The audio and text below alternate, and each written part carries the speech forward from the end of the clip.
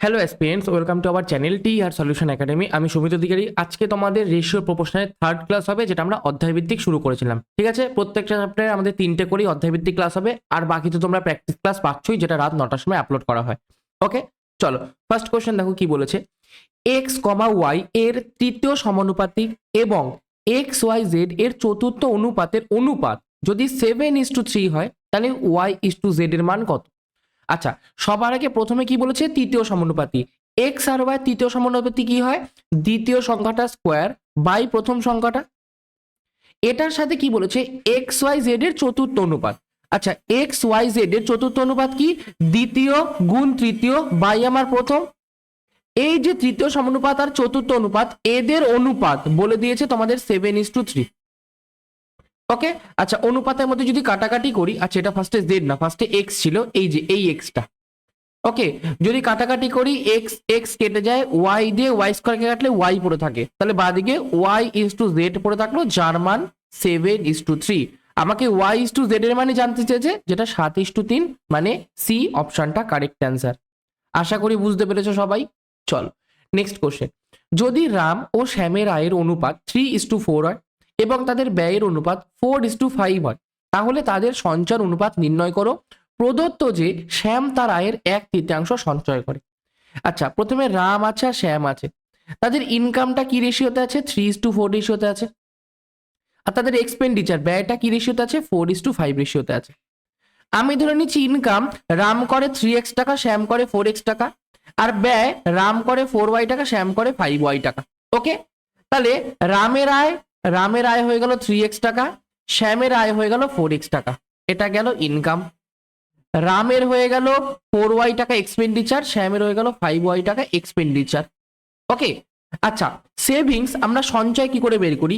Income থেকে যদি ব্যয়টাকে minus করে দিই, যত টাকা আয় করি যত টাকা খরচা করি, ইনকাম থেকে যদি খরচাটা মাইনাস করে দিই, তাহলে আমি কি সেভিংস পাই। তাহলে শ্যাম কত টাকা মানে সঞ্চয় করছে? ইনকাম করছে 4x টাকা, ব্যয় করছে 5y টাকা, তাহলে সঞ্চয় 4x - 5y টাকা। এটাই কি বলে দিয়েছে, যে তার আয়ের 1/3 সঞ্চয় করে। আয় কত? 4x টাকা, তাহলে এটার যে মান সেটা তার আয়ের 4x এর 1/3 হবে। হলো, তিনটাকে এদিকে গুণ করে দিই, তিনটাকে গুণ করলে হচ্ছে এখানটা 4x হয়ে যায়, তাহলে 3×4 = 12x minus 3×5 = 15y equal to 4x।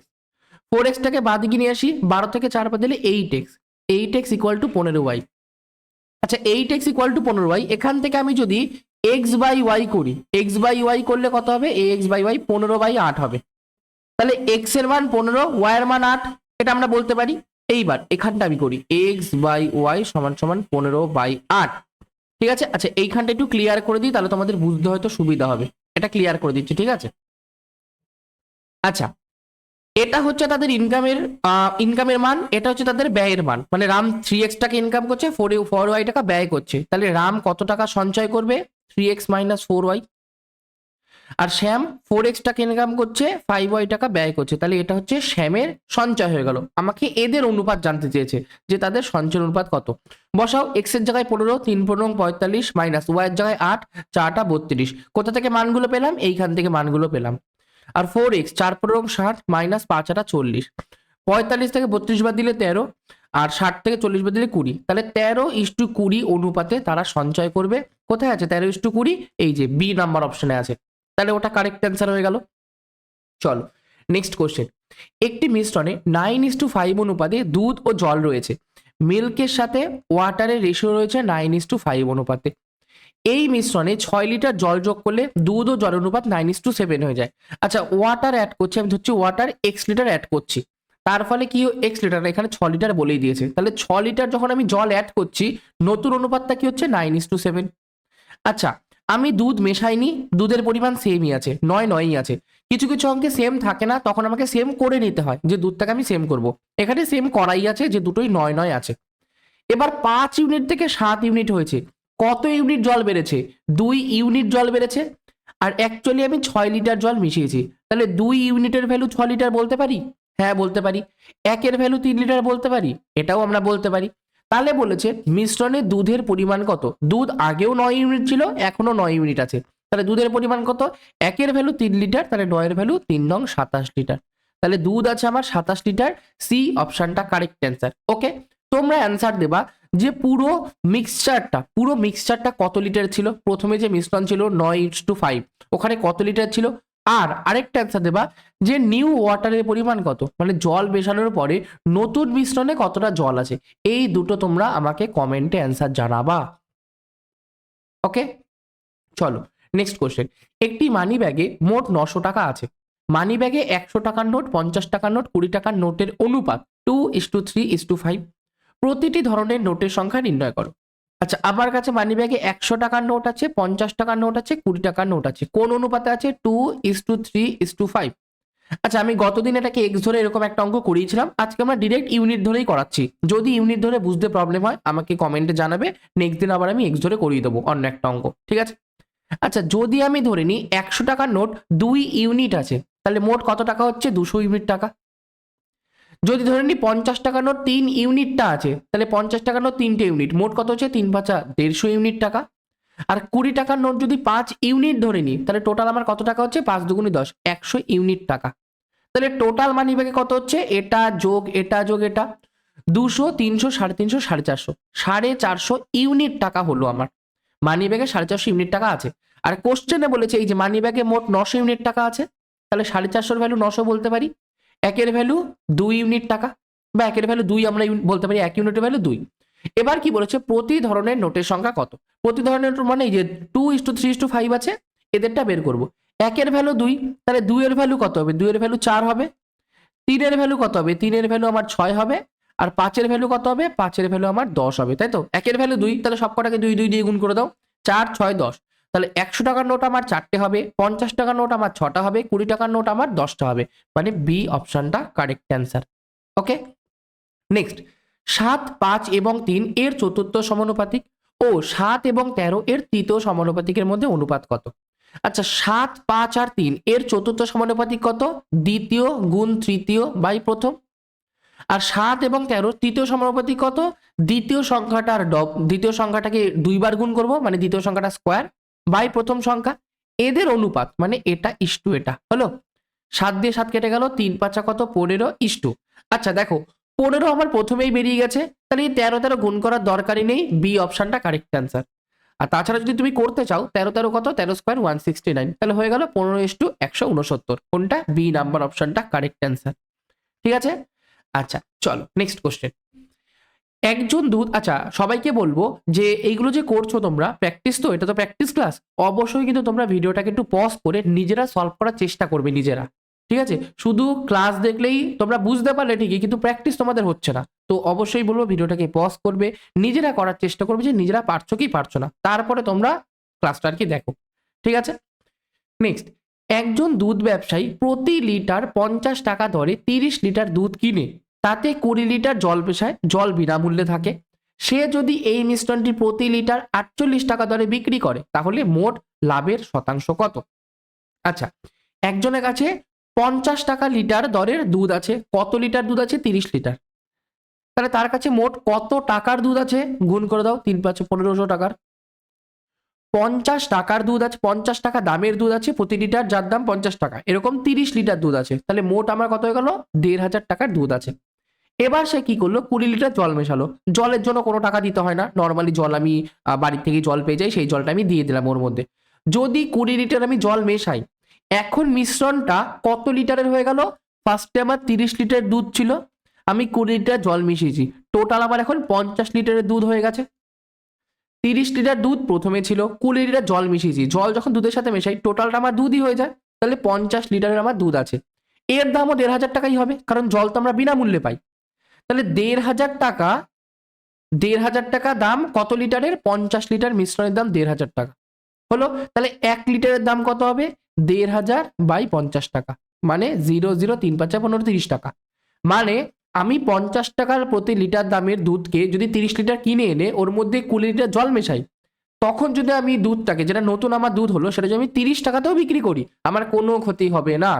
ওকে, কিন্তু সে কি বলছে? সে প্রতি লিটার 48 টাকা দামে বিক্রি করছে, মানে 30 টাকা আমার দাম হয়েছে, এইটাকে সে 48 টাকায় বিক্রি করছে। তাহলে ক টাকা লাভ করছে? 18 টাকা লাভ করছে। কতর মধ্যে? 30-এর মধ্যে। শতকরা কত পার্সেন্ট? ইন্টু 100%। 0 0 3 দিয়ে 3 6 18, 6 × 10 60% আমার লাভ। তাহলে সঠিক উত্তর বি অপশনটা কারেক্ট অ্যান্সার। অসৎ ব্যবসায়ী যারা, তারা কি করে, দুধটা নিয়ে আসে, ওর মধ্যে জল মেশায়, জল মিশিয়ে বলে কি আমি 50 টাকা থেকে কমে দিচ্ছি 48 টাকায়, আমি আমার দুধের দাম 50 টাকা কিন্তু আমি 48 টাকায় দিচ্ছি। লোকে ভাববে খুব ভালো খুব ভালো, কিন্তু আসলে কি করেছে, সে জল মিশিয়ে ওটার দাম আরো কমিয়ে নিয়ে আরো বেশি লাভ করছে, 60% লাভ করছে সে, 48 টাকাতে দিয়েও তার 60% লাভ থাকছে। ঠিক আছে, চল নেক্সট কোশ্চেন। আচ্ছা, একটা ছোট্ট করে একটা অ্যানাউন্সমেন্ট করে দিচ্ছি যে আমাদের ইংলিশের ম্যারাথন ক্লাস রবিবার করে হয়, সকালবেলা থেকে হয়, 10:30 থেকে ক্লাস হয়, যেখানে গ্রামার আর ভোকাবুলারি দুটোই আমাদের থাকে। ঠিক আছে, একটুখানি কালিটা চেঞ্জ করে নিই। যেখানটা আমাদের গ্রামারও থাকে, ভোকাবুলারি থাকে। এই যে এই ম্যাম আমাদের সকালবেলা থেকে ক্লাস করে ম্যারাথন ক্লাস, যেটা আমাদের আগামী দিন মানে 28শে ডিসেম্বর, যেটা সকাল 10:30 থেকে হবে ম্যারাথন ক্লাস 3। অলরেডি দুটো ক্লাস করা হয়ে গেছে, ম্যারাথন ক্লাস 1, ম্যারাথন ক্লাস 2, এটা 3 নাম্বার ক্লাস। যারা ইংলিশ শিখতে চাও বা ইংলিশে যাদের ভয় আছে, ভয়টা দূর করতে চাও, অবশ্যই এই ম্যামের ক্লাস ডেফিনেটলি ভাবে করো। রবিবার সকাল 10:30টার সময় এই টিআর সলিউশন ইউটিউব চ্যানেলে চলে আসবে, এই ম্যাম তোমাদের ক্লাস নেবে। ঠিক আছে, চলো ওকে, নেক্সট কোশ্চেন। 7 এবং 343 এর গড় সমানুপাতিক কত? দেখো, অনেক জায়গায় গড় সমানুপাতিক দেয়, অনেক জায়গায় মধ্য সমানুপাতিক দেয়, ব্যাপারটা একই। মধ্য সমানুপাতিক বা গড় সমানুপাতিকের সূত্র কি, যেই দুটো সংখ্যার মধ্য সমানুপাতিক বের করতে দেবে তাদের গুণফলের বর্গমূল হয়। মানে ধরো এক্স এবং ওয়াই এর যে মধ্য সমানুপাতিক হবে সেটা √xy হবে। তাহলে এখানে আছে 7 আর 343, তাহলে এর গড় সমানুপাতিক কত হবে? √7 × 343। আচ্ছা, 343কে 7 গুণ 4 7 28 63, 7 নং 63, মানে √7 × 7 × 49 বলতে পারি। দুটো 7 রুটের বাইরে আসলে 7 হবে, 49টা রুটের বাইরে আসলে 7 হবে, তাহলে 7 7 49 আমার কারেক্ট অ্যান্সার। 49 হয়ে গেল আমার এদের মধ্য সমানুপাতিক। ওকে, নেক্সট। যদি একটি পণ্যের মূল্য 4:11 অনুপাতে বৃদ্ধি করা হয় এবং সেই পণ্যের ব্যবহারও 33:44 অনুপাতে বৃদ্ধি পায়, তাহলে সেই পণ্যের উপর করা ব্যবহারের শতকরা বৃদ্ধি কত? ফার্স্টে একটা জিনিসের দাম 4 থেকে 11 টাকা হয়েছে, আমি ব্যবহার 33 থেকে 44 করেছি, তাহলে আগের থেকে এখনের আমার খরচা কত বাড়বে? আচ্ছা, কাটাকাটি করে 11 দিয়ে 3, 11 দিয়ে কত 4, 4 4 কেটে গেল, তাহলে 3:11 অনুপাতে আমার খরচা বাড়বে। মানে আগে যদি আমি 3 ইউনিট টাকা খরচা করতাম, এখন আমি 11 ইউনিট টাকা খরচা করব। খরচা কত টাকা বাড়িয়েছি? 3 থেকে 11 হয়েছে, 8 ইউনিট টাকা খরচা বাড়িয়েছি। কতর মধ্যে বাড়িয়েছি? 3-এর মধ্যে বাড়িয়েছি। তাহলে শতকরা কত? ইন্টু 100%ও তোমরা করতে পারো, অথবা এটাকে আমরা 8 গুণ 1/3 করতে পারি। 1/3 মানে 33.33%, তাহলে এর সাথে 8 গুণ করো। আচ্ছা, 33.33 মানে কি, এরকম চলতেই থাকে, ঠিক আছে, মাথায় রাখবে, এটা চলতেই থাকে 33.33%। 8 দিয়ে 3 8 24, 2 3 24 25 26 2 26 2 26, 266.64 অথবা 266.664 এরকমও বলতে পারো। তাহলে কারেক্ট অ্যান্সার সি অপশনটা কারেক্ট অ্যান্সার, যে আমার তাহলে আগের থেকে এখন যেটা খরচা হবে সেটা 266.66% খরচা বাড়বে। ওকে, ক্লিয়ার? চলো নেক্সট। একটি শ্রেণীকক্ষে ছেলেদের তুলনায় মেয়েদের সংখ্যা 20% বেশি, ক্লাসের শিক্ষার্থী হলো 66 জন। যদি আরো 4 জন মেয়ে ক্লাসে ভর্তি হয়, তাহলে ছেলেদের সংখ্যার সাথে মেয়েদের অনুপাত কত হবে? ছেলেদের তুলনায় মেয়েদের সংখ্যা মানে গার্লসের সাথে বয়েজের রেশিও বের করি। ছেলেদের তুলনায় মেয়েদের সংখ্যা 20% বেশি, 20% এর ফ্র্যাকশন ভ্যালু 1/5, তার মানে 5 জন ছেলে হলে তার 20% বেশি, মানে 1 বেশি 6 জন মেয়ে আছে, তাহলে এটা অনুপাত হয়ে গেল ছেলের সাথে মেয়ের অনুপাত। টোটাল আমার কতজন হচ্ছে? 6 আর 5 11 জন হচ্ছে টোটাল শিক্ষার্থী।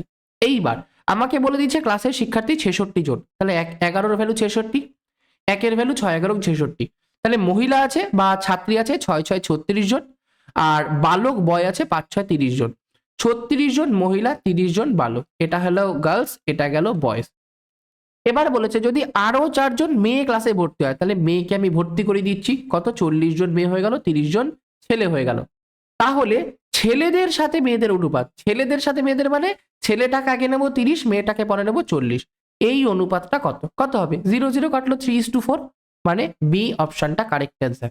ঠিক আছে, আচ্ছা, অনেক সময় এইখানে ধরো 4:3 থাকলো, বাই এনি চান্স ধরো 4:3 থাকলো, অনেকে এটাকে ভুল করে 4:3 করে দেয়। কেন? এই যে এখান থেকে করে দেয় যে মেয়ের সাথে ছেলে কত 40:30 আছে, 4:3, সেটা মাথায় রাখবে যে 4:3 কিন্তু হবে না, আমাকে ছেলেদের কথা আগে বলেছে, মেয়েদের কথা পরে বলেছে। বুঝতে পারলাম? চলো লাস্ট কোশ্চেন। রবি, রমেশ এবং সুরেশ একসঙ্গে 1680 টাকার কাজ করতে পারেন। যদি রবি এবং রমেশ একসাথে থাকলে কাজের 9/16 অংশ করে থাকেন, তাহলে সুরেশের ভাগ কত? আচ্ছা, রবি আছে, রমেশ আছে, রবিকে আরবি, রমেশকে আর এম, আর সুরেশকে এস দিয়ে ডিনোট করছি। এরা তিনজনে মিলে মোট 1680 টাকার কাজ করে। এবার রবি আর রমেশ একসাথে কাজের 9/16 অংশ করে। 9/16 অংশ কাজ করে মানে 16। যদি টোটাল আমার কাজটা 16 অংশ হয়, তার মধ্যে ওরা দুজন 9 অংশ কাজ করছে। এই দুজন মিলে 9 অংশ কাজ করছে। ওকে, তাহলে বাকি কাজটা নিশ্চয়ই সুরেশ করবে। তিনজনে একটা কাজের অর্ডার পেয়েছে, তাহলে রবি আর রমেশ যদি 9 অংশ করে থাকে, তাহলে 16-র মধ্যে বাকি অংশটা কি সুরেশ একা করবে। তাহলে 16 থেকে 9 বাদ দিলে কত হয়? 7। 7 অংশ সুরেশ একা করবে। তাহলে এইটা হচ্ছে কাজের অনুপাত। যেটা আমাদের কাজের অনুপাত হয়, মানে মানুষ যতটা কাজ করে সেই অনুযায়ী পেমেন্ট পায়। তাহলে যদি রবি আর রমেশ টোটাল 9 ইউনিট টাকার কাজ করে, তাহলে সুরেশ একা 7 ইউনিট টাকার কাজ করবে। দুজনে মিলে, দুজনে না, তিনজনে মিলে কত ইউনিট টাকার কাজ করেছে? 7 আর 9 যোগ করো 16 ইউনিট, মানে যেহেতু টোটাল কাজ আমার 16 ইউনিট, এই 16 ইউনিটের কাজের জন্য আমি 1680 টাকা পাই। তাহলে 1 ইউনিট কাজের জন্য আমরা 1680/16 টাকা পাবো। 16 কে 16, 0, 5 16 80। তাহলে 7 ইউনিট কাজ সুরেশ করেছে, 7 ইউনিটের জন্য সুরেশ কত পাবে? 105 গুণ 7। তাহলে 5 7 35, 7 1 7, 735 টাকা সুরেশ পাবে। মানে বি অপশনটা কারেক্ট অ্যান্সার। এখান থেকে আমি বলছি তুমি একটা এক্সট্রা ডেটা একটা অ্যাড করে নিও, যে রবি তার সাথে রমেশের কাজের অনুপাত 4:5। যে রবি 4 ইউনিট কাজ করে, রমেশ 5 ইউনিট কাজ করে। তাহলে তুমি বের করবা রবি কত টাকা পাবে, রমেশ কত টাকা পাবে। এটা তোমাদের হোমওয়ার্ক থাকলো। তোমরা হিসাব করে নেবা রবি আর রমেশ 4:5 অনুপাতে কাজ করছে, তাহলে রবি কত টাকা পাবে, রমেশ কত টাকা পাবে। ঠিক আছে, এটা হোমওয়ার্ক, অবশ্যই কিন্তু কমেন্টে জানাবে অ্যান্সারটা। ঠিক আছে, তো আজকের জন্য এইটুকুনি। ক্লাসটা যদি ভালো লাগে থাকে ক্লাসটাকে একবার লাইক করে দেবে, চ্যানেলে যদি প্রথমবার হয়ে থাকো চ্যানেলটাকে সাবস্ক্রাইব করে দিয়ে নোটিফিকেশনটা অলে ক্লিক করে দেবে। আর অবশ্যই তোমাদের যারা বন্ধু বান্ধব আছে যারা প্রিপারেশন নিচ্ছে, তাদেরকে অবশ্যই ভিডিওটাকে একটুখানি শেয়ার করে দেবে। Okay, thank you, keep supporting, keep learning, by.